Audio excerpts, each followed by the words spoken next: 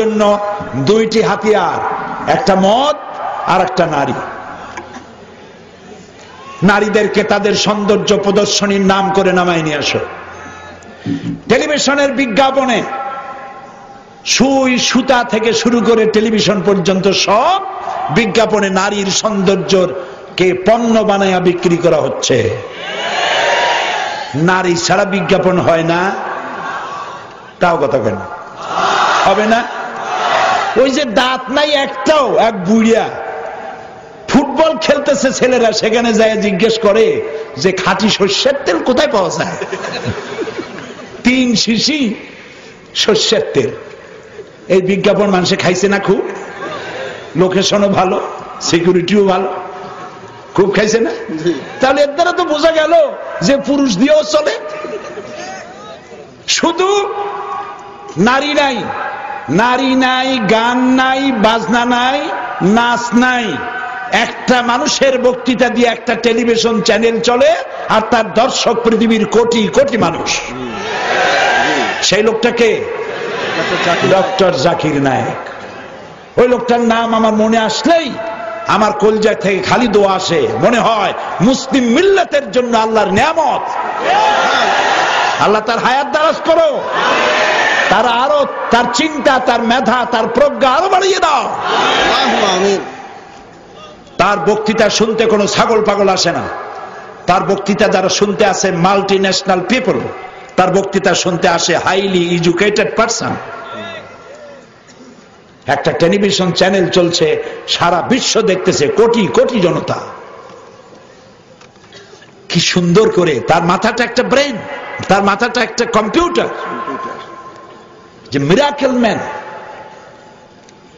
তাকে প্রশ্ন করা হয়েছে, এক মহিলা প্রশ্ন করছে, আচ্ছা ডক্টর জাকির নায়েক, আপনি তো বলেন দুনিয়ার সব মুসলমান ভাই ভাই, সমস্ত মানুষ আমরা সবাই ভাই ভাই মিলেমিশে থাকি। আপনি খুব ভালো বলেন, সুন্দর বলেন, আপনার কথা শুনতে ইচ্ছে করে। ইসলাম যদি এত উদার হয়, তাহলে আপনাদের মক্কা মদিনায় শুধু আপনারাই যাবেন, আমরা হিন্দুরা বৌদ্ধরা যেতে পারবো না কেন? আমার নিজে এই অনুষ্ঠানটা দেখলাম, প্রশ্নটা শুনে আমি নিজেও চিন্তা করলাম, আমার কাছেও জবাব আছে, কিন্তু উনি কি জবাব দেয় এটা শোনা দরকার। প্রশ্নটা একটু কঠিন না? আপনার মক্কা মদিনা, আপনি এত উদার, এত ভালোবাসা সারা মানুষের জন্য, আপনার মক্কা মদিনা খালি আপনি যাবেন আর কেউ যাইতে পারবে না, এটা কেমন কথা? উনি জবাবে বললেন, বোন আপনার বাড়ি কই? বললো ইন্ডিয়ায়। জন্মস্থান কোথায়? ইন্ডিয়ায়। আমার বাড়িও ইন্ডিয়ায়। ডক্টর জাকির নায়েক বলছেন, আমার বাড়িও ইন্ডিয়ায়, আমার জন্মস্থানও ইন্ডিয়ায়। আচ্ছা বোন, আপনি কি জানেন এই ইন্ডিয়ার ভিতরে এমন এমন জায়গা আছে যেখানে আপনিও প্রবেশ করতে পারবেন না, আমিও ঢুকতে পারবো না? কয় না, এরকম কোন জায়গা থাকতেই পারে না। আমার জন্মস্থান, আমার দেশ, আমি কেন যাইতে পারবো না? অবশ্যই যেতে পারবেন না। এরকম জায়গা আছে, ওইটার নাম ক্যান্টনমেন্ট। এই ক্যান্টনমেন্টে ঢুকতে পারবে ওরা যারা দেশ এবং জাতির জন্য যে কোনো মুহূর্তে জান দিতে পারে, মাল দিতে পারে, রক্ত দিতে পারে, জীবনটা অকাতরে বিলীন করে দিতে পারে। ক্যান্টনমেন্ট ওদের জন্য, তোমার আমার জন্য না। এরপরে ডক্টর জাকির নায়েক বললেন, মক্কা মদিনা ইসলামের একটা ক্যান্টনমেন্ট।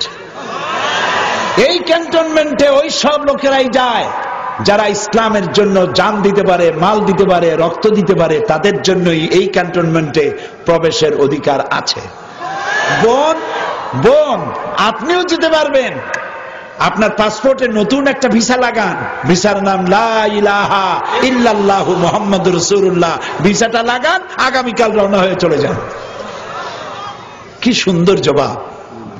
তার বক্তৃতায় কোনো উত্তাপ নাই, গর্জন নাই, হুঙ্কার নাই, মারামারি নাই, মানুষ শুনছে। তাহলে দেখা যায় যে মানুষের রুচি নষ্ট হয় না, রুচি আমরা নষ্ট করতেছি। যুবকদের চরিত্র যত নষ্ট করা যাবে, ফ্রি টক টাইম দিয়া, SMS করিয়া, বিশ্ব ভালোবাসা দিবস বানাইয়া, কি আশ্চর্য কথা! বিশ্ব ভালোবাসা দিবস।